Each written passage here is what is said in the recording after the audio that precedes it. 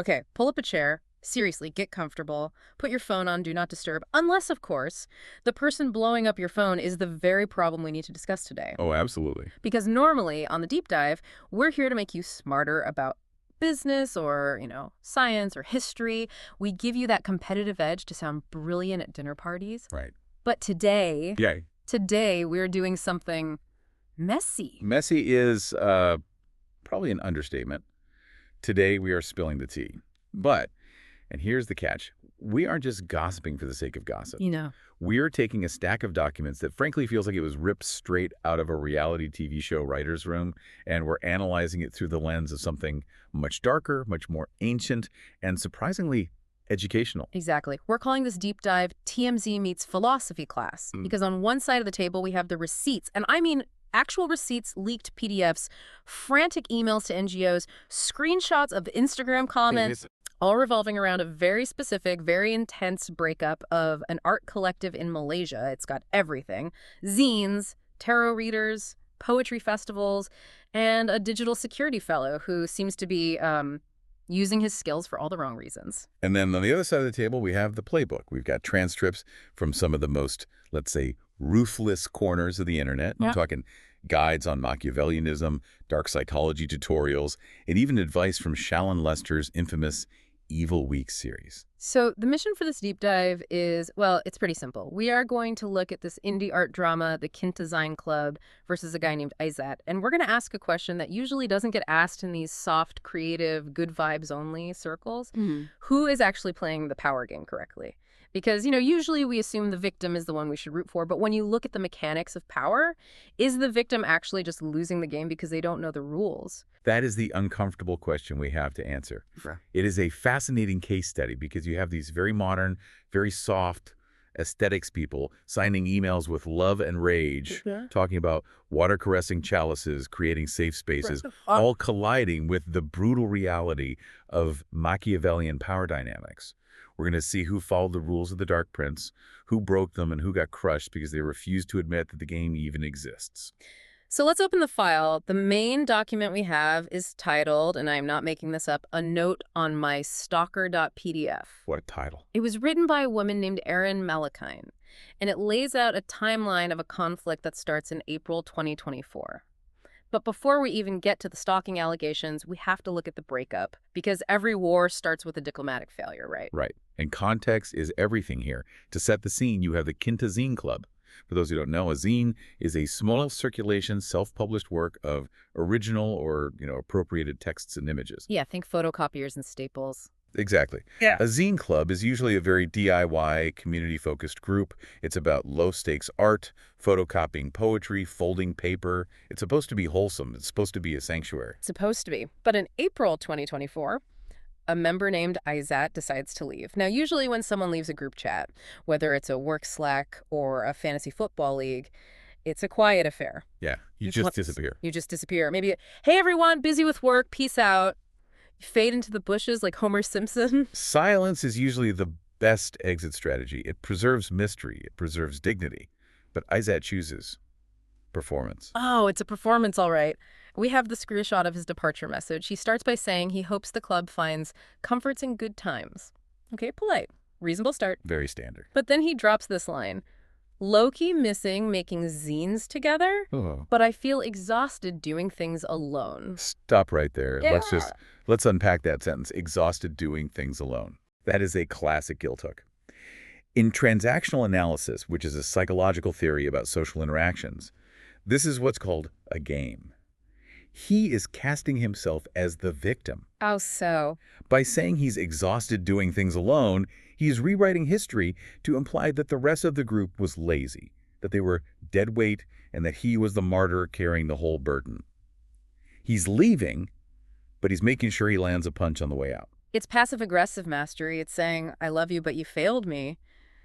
But the kicker, the absolute cherry on top that made me actually gasp, is how he signs the message. Oh, this part is brilliant. He doesn't say best Aizat or sincerely Aizat. He writes yang dramatic Aizat, which translates from Malay to... Or dramatic one, Aizat. The dramatic one, Aizat. That is, well, it's so telling, isn't it? It gives such massive main character energy. It's like he's trying to beat them to the punchline. I'm acknowledging I'm dramatic, so you can't accuse me of it. It's a defense mechanism called preemptive framing. If I label myself first, I control the narrative. If you call me dramatic later, I can just turn around and say, I told you that already. It takes all the sting out of their criticism. It's so manipulative. But let's pause and look at this through the lens of our playbook, specifically the Machiavellian aura source we have. There's a concept in there called strategic withdrawal. Ooh, strategic withdrawal sounds very military. It is. The source says, the man who withdraws conquers. The idea is that absence creates value. If you're always available, always there, your value drops. If Aizat had just left and vanished, truly vanished, he might have actually won the power struggle right there. Because everyone would be wondering, wait, where did he go? Is he doing something cooler than us? Did we lose our best asset? It creates a mystery. Exactly. The source explicitly says absence is weakness, withdrawal is power. But there's a huge condition to this rule. You have to actually be unreachable. You have to become a mystery. You have to leave a void that the others feel compelled to fill with their own insecurity. You want them talking about you, but you must not talk to them. And Aizat, well, he did not do that. Not even close. No. He announced his exit with this big fanfare, which just reeks of a need for validation. A true Machiavellian withdraws in silence. Aizat withdrew with fireworks. He wanted them to beg him to stay, or at least argue with him. He wanted a reaction. Desperately. Now let's look at the reaction he actually got. Erin, the author of the PDF, says she took this message as a boundaried request and went no contact. A boundaried request. Interesting phrasing. It is. She and her collective Ali and Sikmas, they just moved on. They went to the Bungazine Fest in Jakarta. They were dealing with real life, paying rent, boarding their pets, just trying to survive financially. They were busy living their lives. And this is where the power dynamic shifts in this really unexpected way. Because Erin and the group, they effectively practiced the art of ignoring, even if they didn't mean to. Right. They weren't trying to be Machiavellian. They were just busy. But to a narcissist, or at least someone displaying really strong narcissistic traits, being ignored is the ultimate injury. It's worse than being yelled at. It's a statement of irrelevance. So Aizat completely failed the Machiavellian test. He couldn't handle the silence. He violated the rule of the art of ignoring. Instead of disappearing and letting them wonder, he came back to lurk. And this is where we move from petty drama to digital horror story. Yeah, the tone shifts pretty dramatically here. This is the escalation phase. When the withdrawal doesn't yield the attention he craves, he switches tactics. He can't stand being irrelevant. So fast forward to September 2024. Months have passed. Life is going on. Erin is doing her thing. And suddenly she gets a notification. A new account called oracle.rebel starts following her. Okay. Then it unfollows her. That is what we call pinging. In technical terms, it's like a submarine sonar. He's sending out a ping to see if he gets a reaction. It's a very low-effort way to invade someone's mental space. So she checks the account, recognizes the writing style immediately because, let's be honest, we all have a digital fingerprint. We know how our friends type, and realizes it's Aizat. Of course. But here is the tea. He isn't just following her. He is following her entire private circle. We're talking ex-partners, school friends, people from years ago who have absolutely nothing to do with the Zine Club. This is a tactic we see described in the dark psychology-coded source. It's all about creating psychological limbo. By circling the perimeter, following the friends, but pointedly ignoring the target, he is making his presence felt without giving Erin a direct way to confront him. It's like he's standing outside her house just staring at the windows, but technically he's on the public sidewalk, so he can say, "What? I'm not doing anything wrong." Exactly. It's a way of haunting someone. If she complains, if she says, "Stop stalking me," he can just say, "What are you talking about? I haven't messaged you. I'm just networking with interesting people. Why are you so obsessed with me?" It gaslights the victim into thinking they're the one imagining the conflict. It's so messy. And then, as if that's not enough, another account pops up. Collage.goyang. Same thing. It explicitly mentions it's Aizat's account. He's just circling her digital life like a shark. It's a power move. He's demonstrating that he can access her world whenever he wants. But here's the irony. The detail that made me actually laugh out loud in a dark way when I read the source documents. You know what Aizat does for a living, or at least what he was doing at this time. This is the detail that really elevates this from standard drama to, like you said, a full-blown tragicomedy. He was a digital security fellow. Specifically for a program called Protect, which was organized by Internews and PLUHO. He is literally being paid to make the internet safer. He's supposed to be teaching people how to protect their privacy, how to avoid stalkers, how to lock down their digital footprint. And he is using those exact skills to sock puppet his way into his ex-friend's private list. It's just the audacity. It is deeply ironic, but it also speaks to a very specific type of power play. He feels entitled to access. And this connects back to the Machiavellian Aura transcript, where it talks about how the ungrateful are predators. He's using his knowledge of the system to exploit the system for his own emotional needs. It feels like a massive betrayal of the profession. I mean, can you imagine? It is. He knows exactly how Instagram's algorithms work. He knows that if he follows Erin's friends, her social graph, he will inevitably pop up in her suggested friends list. He is forcing the algorithm to harass her for him. That is diabolical. I hadn't even thought about the suggested friends angle. So even if she blocks him, the platform itself is saying, hey, this guy knows all your friends, you should connect. Exactly. It's a form of asymmetric warfare. He has the technical knowledge, and he's using it against someone who, by her own admission, is a tarot reader and an artist. She's operating on intuition and emotion. He's operating on code and algorithms. And the psychological toll, as Erin writes in her PDF, is severe. She talks about feeling unsafe, about her mental health going down the drain, fearing she might end up back in a psychiatric ward. It's heartbreaking because you can just feel her spiral in the text. It's palpable. She's trying to be so rational. She's writing this formal PDF to explain herself, but underneath the words, she's clearly terrified. So she decides to do something about it. And this is where we have to ask the hard question, the one that might make our listeners a little uncomfortable. Did she make the right move? This is the pivot point. September 22, 2024.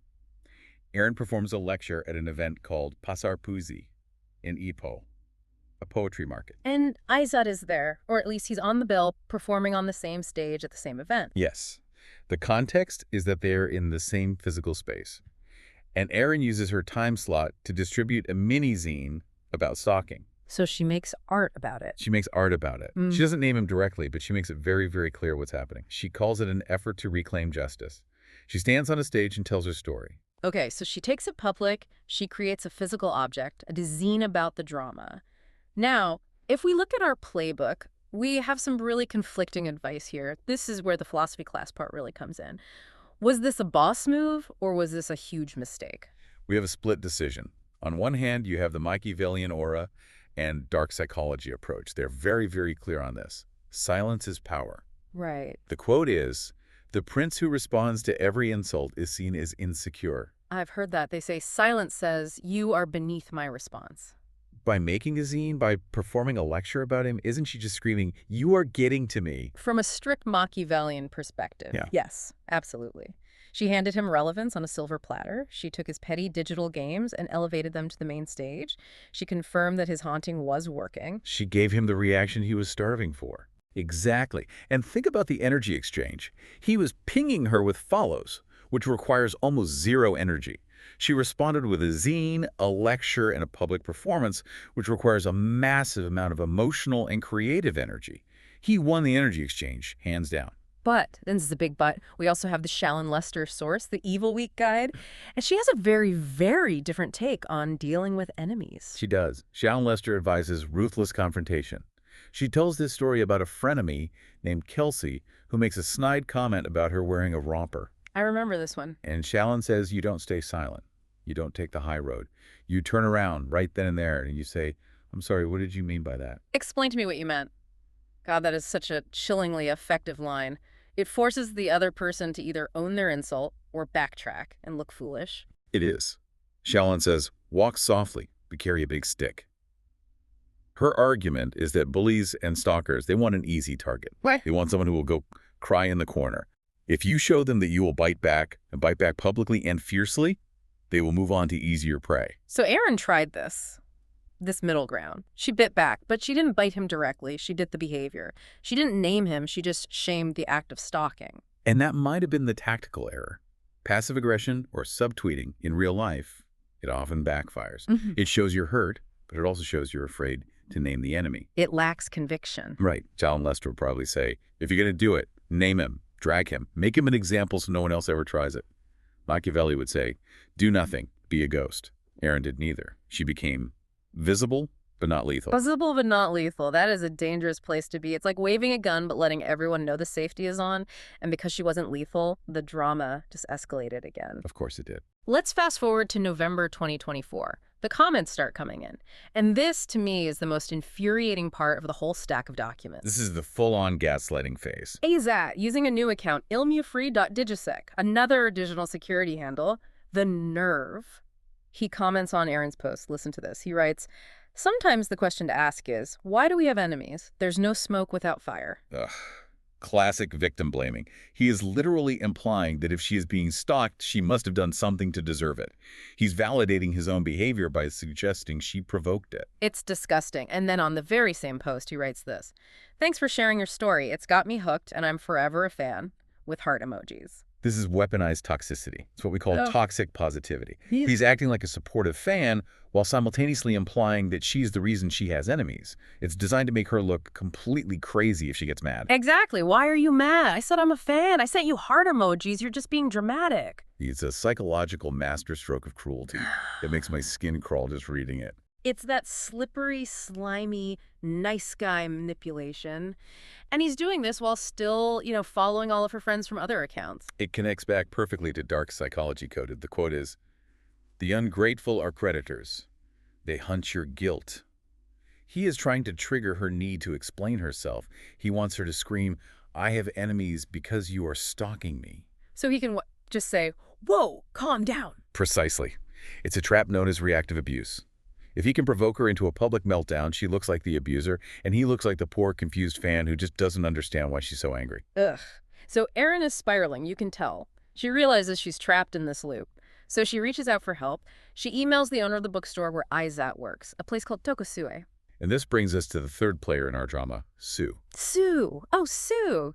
We have her email response to Erin. And look, I want to be sympathetic because she mentions she's having a hard time personally, but this email is a masterclass in how not to handle a crisis. It is the absolute archetype of the enabler. Sue writes, "I honestly don't really understand what's going on." And then this part.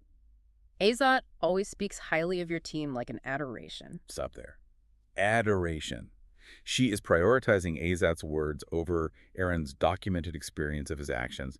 She is saying, he talks nicely about you, so he can't possibly be stalking you. It's a total logical fallacy. It's a huge one. Obsession often looks like adoration from a distance.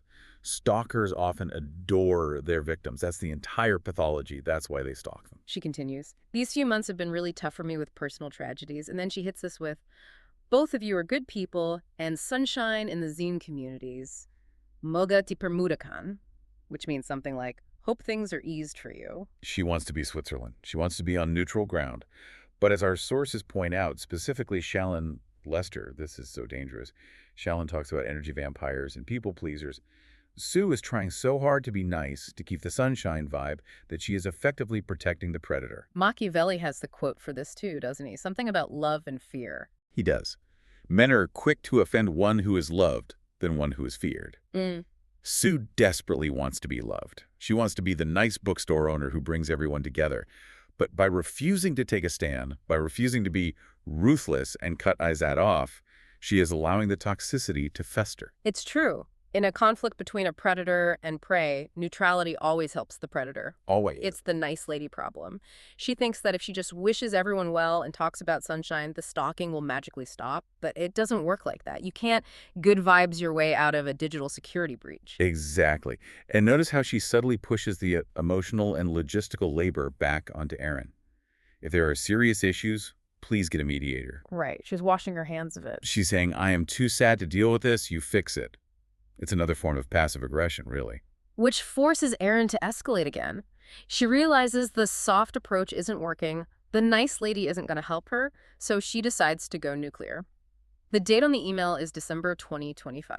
Yeah, that date is either a typo in the source documents or this conflict has dragged on for over a year and a half. Either way, that is a long, long time to be hunted online. So Aaron sends a blast email. The subject line is just, "Alert. A stalker associated with your organization." This is the call the herd tactic. It's the ultimate escalation. No more mini-zines, no more quiet emails to the bookstore owner. She copies everyone. PLUHO, Internews, Tokosue. She attaches the PDF with all the screenshots. And she demands a response by 3 p.m. Malaysia time. She is essentially saying, I am done asking nicely. Fix this now, or I make this a public relations nightmare for you. This is the confrontation strategy again, but scaled way, way up. She's demanding accountability from the institutions that give Aizat his power, his job, his fellowship, his status. She's trying to hit his wallet and his reputation. And this is where we see the difference between individual ruthlessness and institutional ruthlessness, because the response she gets from PLUHO, it is cold. It is liquid nitrogen cold. Gavin Chow, the director of PLUHO. His response is a perfect example of corporate defense mechanisms in action.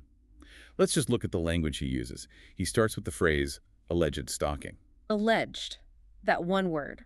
That legal jargon immediately creates distance. It says, we don't believe you yet. This is just your side of the story. Then he says, we cannot take any action without due process. Then we suggest folks engage a mediator, and then he drops the ultimate institutional dismissal. We may not have the capacity and expertise to investigate the matter. Which is basically corporate speak for, not our problem, go away. Exactly. Now, Erin probably read this and felt completely devastated. She felt ignored, dismissed, betrayed. But if we put on our Machiavelli hat, PLUHO is actually practicing the art of ignoring perfectly. Wait, really? You're saying the corporation is the one that's correctly following the playbook here? Yes. Look at the dark psychology-coded source again. It says, the master of this art learns to be physically present, yet emotionally unreachable. PLUHO says emotionally unreachable. They responded, sure, so they can't be accused of ignoring her, but they gave her nothing. They didn't get pulled into the drama. Not at all. They hid behind policy. They used strategic withdrawal to avoid getting dragged into a messy interpersonal conflict. They are a stone wall. So the corporation is the true Machiavellian prince in this story? In a way, yes. They protected their interests above all else. They refused to let Erin's emotional urgency dictate their schedule or their actions. Remember, she demanded a response by 3 p.m. They responded, but on their own terms, and their response essentially said, we can't help you. They didn't let her control the frame of the conversation. And Erin? Well, she's violating that rule from the playbook, the kill the need to be understood rule, isn't she? She is, and it's heartbreaking. The source says, the more you explain, the more information you give them to use against you. Erin sent a multi-page PDF. She explained her trauma, her history in the psych ward, her financial struggles. She poured her heart out. And Gavin Chow just looked at all that raw vulnerability and said due process. Exactly. By sharing so much, she unfortunately gave them ammunition to privately label her as unstable or dramatic, which allows them to more easily dismiss her valid complaints. It's a tragedy, really. She is throwing pebbles, very detailed, emotional, well-documented pebbles, at a stone wall. And the stone wall doesn't care about the pebble's feelings. It just highlights the fundamental unfairness of it all. You can be right. I mean, Erin is clearly being stalked. The screenshots prove it. But if you don't play the power game correctly, you still lose. That is the hard, brutal lesson of Machiavelli. Virtue is not enough. Being right is not enough. You need leverage. And by showing them how much this was hurting her, Erin gave away all of her leverage. She showed them where she was bleeding. And on the laws of power, you never, ever show the shark where you are bleeding. So let's talk about the final piece of this puzzle, the email signature. I feel like this one detail sums up the entire conflict in one perfect, tragic image. It is such a striking contrast. It encapsulates the culture clash of this whole story perfectly. Erin's email signature on this nuclear blast email that's supposed to be so threatening says, I am one person working on tarot readings, like water caressing the chalices, trying to destroy immediate response culture. And then she demands a response by 3 p.m. The irony, the total lack of self-awareness. I am trying to destroy immediate response culture, but also you better reply to this by 3 p.m. or else. But look at the imagery she chose. Water caressing the chalices. It's beautiful. It's poetic. It speaks to her identity as an artist, a tarot reader, a spiritual person. It's soft. But is it ruthless? No, not at all. And that is the central tension. Can you be water caressing the chalices and also a Machiavellian warlord? The dark psychology video talks about becoming untouchable. It talks about building yourself into a fortress. The line is, do not clench your fists, become stone. And Erin is not stone, she is water. And water can be incredibly powerful. It can erode rock over centuries. But in this specific game, a fast-paced conflict against a digital stalker and a bureaucratic institution, water just gets dispersed. It gets soaked up and evaporates. Shellen Lester has this great line, what would the devil do? She says sometimes an angel has to zip herself into a wicked little suit. I love that image. It implies that ruthlessness is a costume. It's a tool you can put on when you need it. You don't have to become a bad person, but you have to be able to play one. You have to be able to speak the language of the enemy. And I think that's what Erin needed here. She needed to take off the tarot reader hat and put on the wicked little suit. She needed to stop explaining her trauma to Sue and Gavin and maybe start, I don't know, hiring a lawyer or using Aizat's own digital security tactics against him. Or, going back to the very first lesson from the playbook, absolute, unwavering silence. Right. If she had never written the PDF, if she had never done the lecture, if she had simply blocked every single account and never once acknowledged his existence, he might have just starved. The source says, the person you ignore will replay every interaction searching for answers. If she had given him zero interaction, he would be the one spiraling. He would be the one wondering why his tricks weren't working. He would be the one writing the frantic PDFs. But because she fed him, even with negative attention, which is still attention, he kept eating. Precisely. He was fishing, and every time she posted about him, she bit the hook. So what does this all mean for our listener? Because most of us aren't dealing with a Malaysian zine club stalker, though if you are, hello, we see you and we hope you're safe. But we all have Aizats in our lives. We all have Sues. We all have Gavins. We do. And the takeaways here are universal. I think we can distill this entire saga down to 4 key lessons from the playbook. Let's break them down. What's lesson 1? Silence is the loudest weapon. And it is so hard to do. It goes against every human instinct. When someone lies about you or stalks you or subtweets you, every fiber of your being wants to correct the record. You want to write the PDF. You want to show everyone the receipts and explain why they are wrong. But you shouldn't. No. You must treat them as if they do not exist. As the source says, the greatest punishment is irrelevance. You delete the comment, you block the account. You do not talk about them to your friends. You make them a ghost in your world. You create a vacuum where their ego used to be, and you let them implode in it. Okay, lesson 2. This one feels like it's for anyone who's ever had to deal with a Sue or a Gavin. Kill the need for closure. Erin wanted justice. She wanted PLUHO to issue a statement saying, we condemn this. She wanted Sue to say, he is fired. But institutions and people-pleasers rarely, if ever, give you that satisfaction. They protect themselves first, always. Right. So you have to accept that you might never get the apology. You might never get the public vindication. And you have to be okay with that. You have to find your own peace and move on without it. That is true power. Waiting for someone else's apology just gives them power over your happiness. Lesson 3. I like this one. Be unpredictable. Aizat was predictable. He kept making new accounts to get a reaction. Erin was predictable. She kept reacting with outrage. To win a game, you have to break the pattern. If you've been loud, go silent. If you've been nice, go cold. If you've been emotional, become stone. Humans are pattern recognition machines. If they can't predict your next move, they can't manipulate you. And finally, lesson 4. This is the Shallon Lester special. Forewarned is forearmed. Spot the energy vampires early. When someone says, I'm just a fan, but their actions are creating drama and chaos, that's a vampire. When someone signs their goodbye text, the dramatic one, believe them. Don't give them the benefit of the doubt. Don't be the nice lady like Sue, hoping it all works out. Be ruthless. Call the herd if you have to, but do it strategically, not emotionally. Exactly. Use the herd to protect yourself, not to validate your feelings. There's a big difference. You know, reading through all this, I just feel bad for the Kinta Zine Club. They just wanted to make zines and hang out and build a community. They did. But they learned a very hard lesson. The world. It will break you unless you become ruthless. And that doesn't mean you have to be cruel. It doesn't mean you have to become an evil person.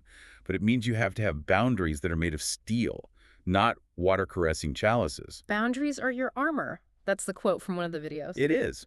And it's the truth. So, to wrap this whole messy, fascinating deep dive up, we watched an indie art drama unfold, and what we realized is that everyone, the stalker, the victim, the shop owner, and the corporate director, they are all playing a game of power. Some of them act like they aren't, but they are. And the ones who are winning, or at least the ones who aren't losing their minds, are the ones who understand the rules.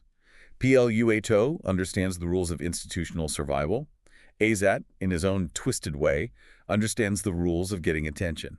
Erin is learning the rules the hard way in front of everyone. And hopefully, by listening to this, you learn the rules the easy way. That is the goal. So whether you're dealing with a digital security stalker, a corporate bureaucrat who won't help, or just a girl in a romper making fun of your outfit, remember the Machiavellian rule.